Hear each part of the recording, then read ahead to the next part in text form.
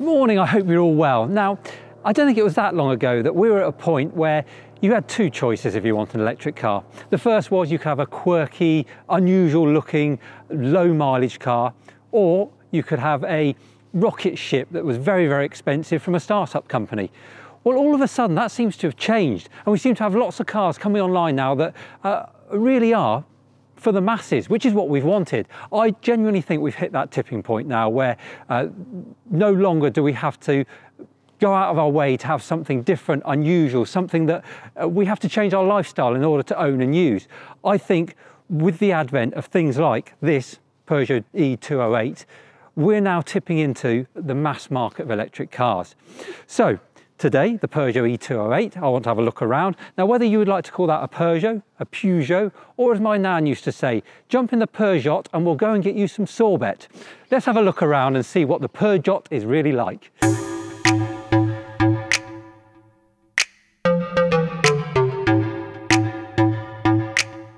Let me start by saying beauty clearly is in the eye of the beholder, but to my eye, Peugeot have done an absolutely stunning job of this car, considering this is a mainstream mass market car. And it's not just Peugeot that produce the underpinnings of this. Citroën and Vauxhall, Opel, also have a stake in this car. So they're all producing their own cars based on the underpinnings, and that goes right through the ranges from electric to petrol and diesel. But I think in particular, Peugeot have taken the style in this car and really thought about the market it's designed for and appealed to pretty much everybody. And I'd like to start at the front because when I was driving home in the dark last night, I had one of these following me. And it was so striking, this front headlight cluster with these driving lights was all I could see. And it made the car look really quite imposing on the road. Considering it's a small car, there's nothing big or imposing about this car. You will see very, very little difference between this and its petrol diesel derivatives. There's a little bit of blue here. The grille is slightly different in colours. There's a few badges and a few little touches, blue obviously being the colour of electric, but other than that you'll see no difference at all. So there's nothing to say that you're driving anything different from anybody else, and I know that troubles some people. There is still a little bit of a stigma attached to driving an electric vehicle, but the front of this car, I think, with the lines, the sweeps, the lights, everything about it, they've got absolutely spot on. And at the side here, well, actually, there's not a lot going on here. There's our little blue E to show it's electric. We've got these kind of piano black wheel arches that just break up the side. I do particularly like the fold here. It gives it some shape to the side of it. But other than that, pretty uneventful. You'll see the wheels on this one. This is the base range. This is the Allure. It's got 16-inch steel wheels on it. Obviously, when you go up the range, they get bigger. You go onto alloys. And certainly the GT line and the GT have 17-inch alloy wheels on it. But I think at the back here, in contrast to the side and back to the styling in the front, I actually think it's quite exciting. I quite like this black across the back. It's almost got a mini Porsche-like feeling to it, but what I really like again is these lights. It's like these line scratches down the centre of the lights. It balances the front and the back really well. The boot isn't massive, it's 311 litres, and well, it's big enough for a small family to go and do a shop.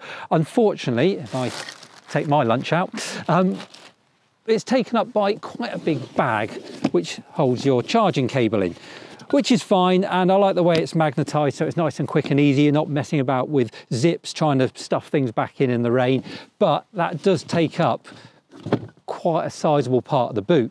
Underneath the mat here, there's no spare wheel. You've got some spray and a pump and a jack, just enough to get you to the garage to get any punctures sorted out.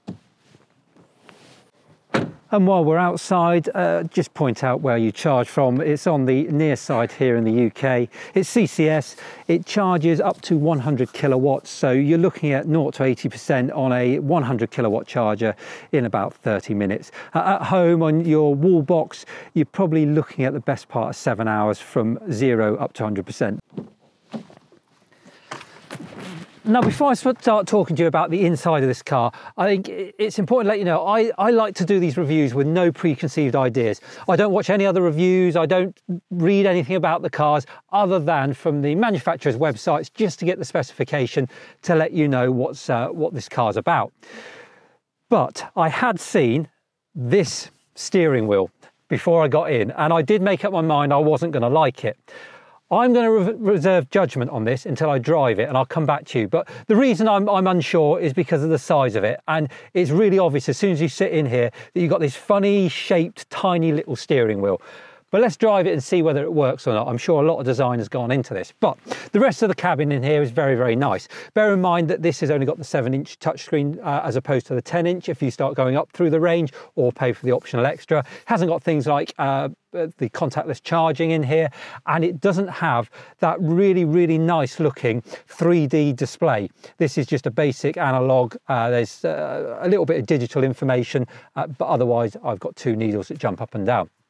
But that said, it still feels very nice in here and very, very modern. The thing I really do like about it in here is this kind of carbon fibre sweep that I've got around me. It comes all the way around the door here, and it gives the cabin a really good hugging feeling without making it feel too small. I mean, don't get me wrong, this is a small car, and you'll see when we get in the back just how small it is.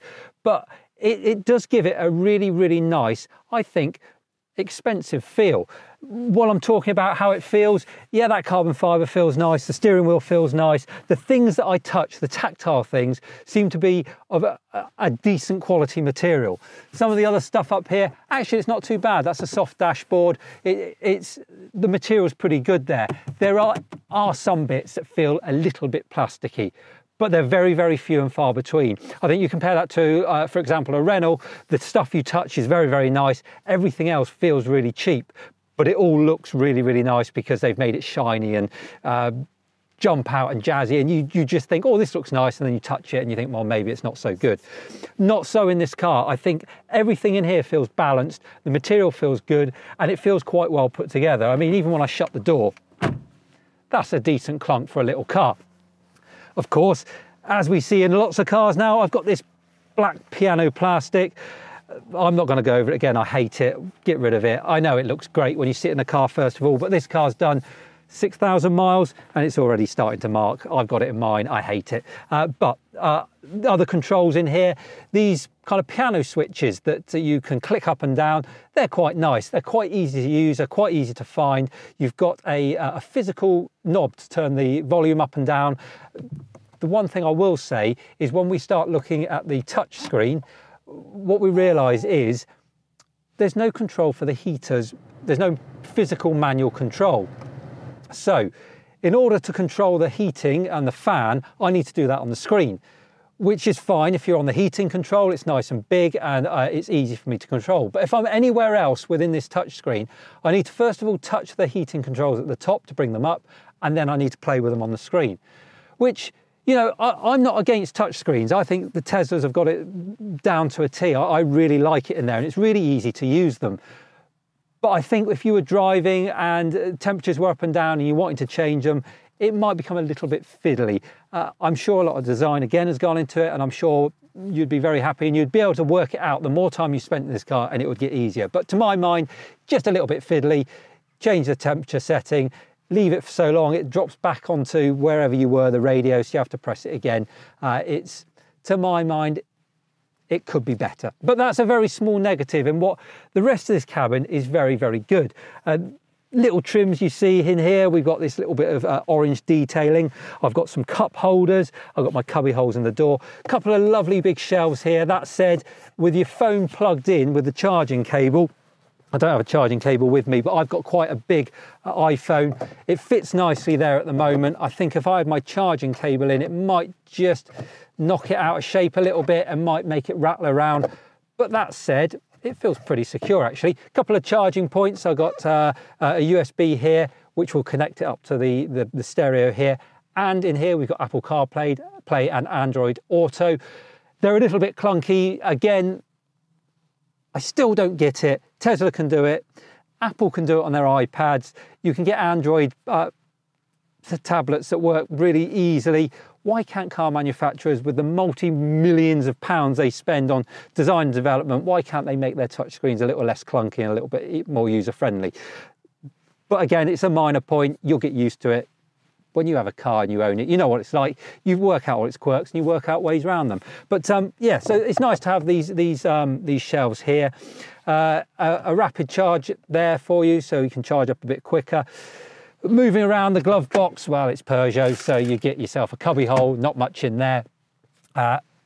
The view out is okay. It's a little bit limited, it's a little bit squashed. And these A-pillars I fancy are quite big. Quite often when they're this size, you get a little triangular window drop down in there just so you can see.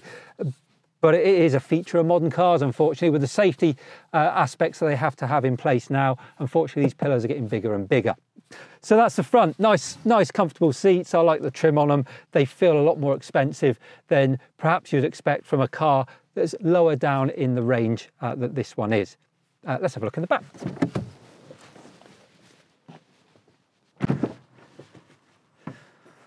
And well, this unfortunately is where it gets a little bit tight. I said it's a small car, so let's not kid ourselves. You're not going to be using this to transport 5 adults around on a very long journey. This is a small family car. This seat's in my driving position. I'm 5'9", 5'10". I've got no room here. I could sit in here, it'd be all right, but I wouldn't want to go any distance. Headroom's pretty good. Our head restraints, you've got 3 across the back here. They're all in good positions, and when you adjust them, they're quite comfortable. I've got Isofix across here. It's a bench seat, and we've got a 60-40 split rear seat, which unfortunately the boot isn't flat with the seat when it's folded down. There is a lip, so if you're trying to slide things in, just be aware of that. I've got 2 USB charging points here. I've got myself some pockets in the back. Otherwise, again, because we're a little bit lower in the range, I've got myself do you remember what to do with these? A manual window winder. And actually, again, this seat isn't all the way back. And when I'm winding that, I'm actually hitting my hand on the seat. So it's not easy to do. But maybe a small price to pay. Maybe you expect a bit more in a car for this price. But you know, it's okay, and kids will be quite happy back here, and most importantly, they'll be safe back here. Right, now for the interesting bit, the drive. Let's get some facts and figures out the way so we can enjoy this. 50 kilowatt hour battery, powers a 100 kilowatt motor, and that gives you about 134 brake horsepower, enough to power you from 0 to 60 in a fraction over 8 seconds. So by EV standards, I know we judge these things and we go, oh, 8 seconds, that sounds slow. Actually, it's not at all. When you put this into context of what this car is designed to be, that's kind of old school hot hatch territory. That's really, really good. So, and it feels that, it feels eager, it feels like an electric car. If you haven't driven one, just pick one, anyone, drive it, and you'll see exactly what I mean. And according to WLTP, the range that this will bring you is just over 200 miles. Well, let's be real, you're never going to make that, especially, I mean, look at this, a dark, gloomy, cold winter's morning, wet roads. I'm not going to be doing over 200 miles in here, no matter how I drive it. Realistically, you can expect, I would think, 150. But what I love about Peugeot's website is they've got a calculator on there. You can put in the temperature, the speed that you're likely to be driving at, and it will tell you exactly what you can expect to get range-wise from this car. I think that's pretty accurate. I can tell you straight away that this is a very heavy car. It's 1,500 kilograms, a ton and a half. That's 500 kilograms heavier than its petrol alternative. It's because of the battery and all the electric bits and pieces in here, but Peugeot haven't just left it with extra weight and expecting the car to get on with it. They've uprated your suspension, so they've made it firmer, but I have to say, driving it, even on these backcountry roads, yeah, it feels firm, but it's very comfortable. You're not banging around in here at all. It doesn't feel like a hot hatch. It feels like a civilized drive. You also get uprated disc brakes all the way around to help bring all that weight to a stop. And again, yes, they feel like the brakes in an EV. They always feel the same. They feel maybe not as responsive, and you don't get as much feedback as you would in a standard car. But they're firm, they work, and they work really well in conjunction with the regenerative braking you get when you lift off. And that regen braking, well, it's certainly not one pedal driving. This thing will not come to a stop if you lift off. A little bit like the Nissan Leaf, you've got 2 modes. You've got your standard mode where when you lift off, it will put a little bit of charge back into the battery, and it's got a B mode, which gives you a bit more. I have to say, it's very similar to a first gen Nissan Leaf, It works, it gives you a bit of charge, but you're not going to be coming to a stop without regen braking. And I think for a lot of people that's quite nice, because it's much more akin to a normal car using acceleration sense. It feels much more like that. I think my display in front of me is adequate. There's nothing special about it. That 3D display does look stunning, and if you get a chance to have a look at it, please do, because on paper maybe a bit of a gimmick, but in real life I think it's worth that little bit of extra money. It's something a bit different and it looks really, really nice. It really sets it off. This feels, having seen the other one, a little bit cheap in comparison. Not to say there's anything wrong with it. It's very clear, very easy to read. It gives me everything I want.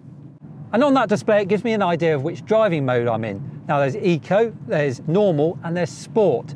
And as you'd expect, it just changes the feel of the car, how the accelerator responds to the input you put in.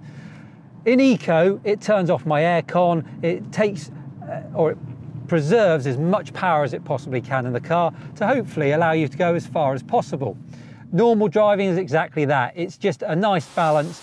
I would use it around the town. It's not too punchy. It's when you lift off, you get some nice regen, and you can still use all your air conditioning. Sport definitely peps it up. Now, I'm not saying that you can get any more speed or any more power from it than if in normal, if you put your foot down, but there's that instant torque, there's that instant power. As soon as you tap the accelerator, it makes it feel really, really sporty. And that brings me really nicely onto what I've been trying to avoid talking about, because I wanted to give myself as much time as possible to drive this car and get a feel for it. This steering wheel. Now, it's definitely going to be a Marmite issue for you. It's small, it's unusually shaped, and I think the reason they've done it is because this display, whether you have this standard display or the 3D display, is quite low down. So they've cut the top of the steering wheel off so that you can see that display. Now that's fine for me, because I naturally drive my cars with my steering wheel quite a bit lower than I would say the average population. But I think if you were perhaps taller than me, or you liked your steering wheel a little bit higher, it would be cutting through that display all the time, and that would annoy you. And the feel of it in your hands, well, it does give you that sporty feel. It gives you a feeling as if you're in a little go-kart of a car, and put it in sport, and it all works really nicely together. I think if you had two kids in the back, you were going to the shops, you're in normal driving mode, you might just get a little bit fed up of it. I think you just need something maybe a little bit bigger, a little bit more circular to run around your hands. There's nothing wrong with it.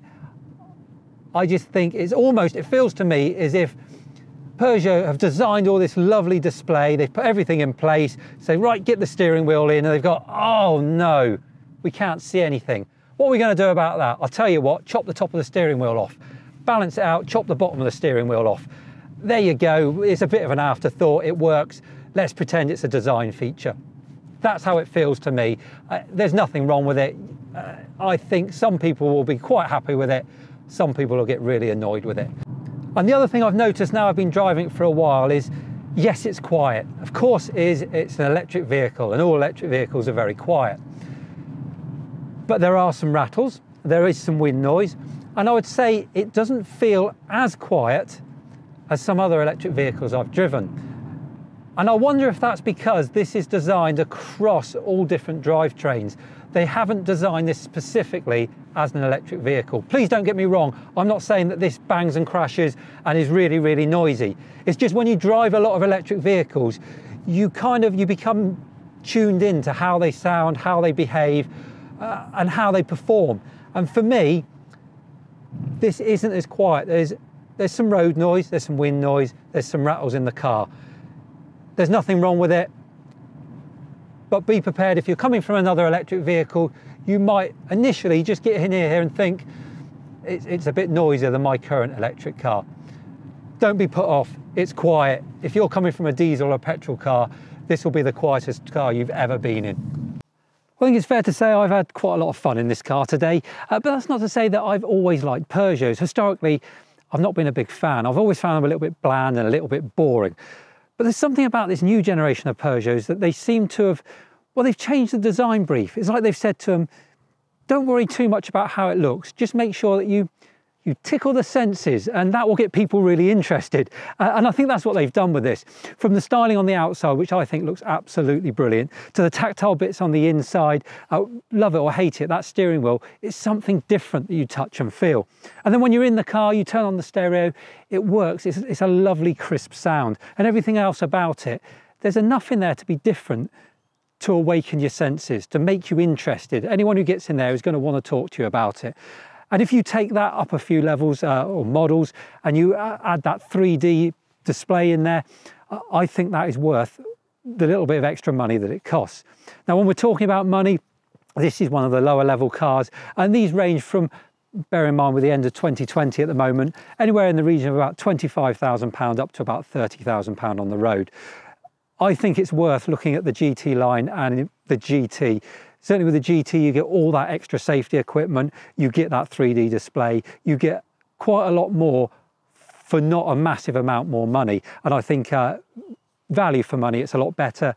That's not to say though that we've hit that sweet spot yet where you get a lovely, all-inclusive, brilliant package of an electric vehicle for a very, very low price. Just bear in mind the overall cost of ownership when you're pricing one of these up. But on the whole, I have to say, I really, really like this car. And I think of all the cars that fall within that kind of mainstream area of electric vehicles that the general public have access to, I think this one at the moment, for me, is sitting head and shoulders above everything else. I think it's got a lovely balance, a great look, and a really good fun car to drive. So that's it, that's my thoughts. What do you think? Pop something in the comments below. Let me hear what you think about the new Peugeot E208. For now, thanks ever so much for watching. Do all those things that you normally do, subscribe, etc., because that really helps me. And I just want to thank you for that as well. It makes a huge difference to the channel, and I really, really appreciate you taking the time to do it, because I know it's something extra you have to do. A massive thank you to Just EVs for letting me borrow this car today. As always, they've been brilliant. This car arrived all perfectly clean, sterilised. I haven't had to see anyone do anything. It was just there ready for me to go, and it will go back and be sterilised, ready for the person who's going to buy this in the future. So thank you very much to them. Have a look below to see the links to how you can go and have a look at their website. So that's it for now. Thanks ever so much. You take care. I'll see you soon. All the best.